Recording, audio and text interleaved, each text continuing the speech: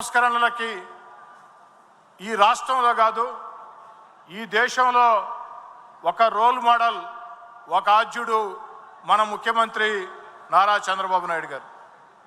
నారా చంద్రబాబు నాయుడు గారిని చూసి ఈ దేశంలో అనేక మంది ముఖ్యమంత్రులు విద్యుత్ మీద ఎలాంటి చర్యలు తీసుకోవాలో తీసుకున్నారు. ఇవి నేను చెప్పే మాటలు కాదు, ఆ ముఖ్యమంత్రులు ఆయా సందర్భాల్లో అనేక సార్లు చెప్పినటువంటి మాటలు. ఒక్క మాటలో ఈ విషయంలో చంద్రబాబు గారిని రాజకీయ ప్రత్యర్థులు సైతం అభినందించక తప్పదు. ఎందుకంటే ఆంధ్రప్రదేశ్ని 17 మంది ముఖ్యమంత్రులు పరిపాలించారు. ఆంధ్రప్రదేశ్ని 17 మంది ముఖ్యమంత్రులు పరిపాలిస్తే 16 మంది ముఖ్యమంత్రుల హయాంలో విద్యుత్ ఉత్పాదన 5,000 మెగావాట్లు.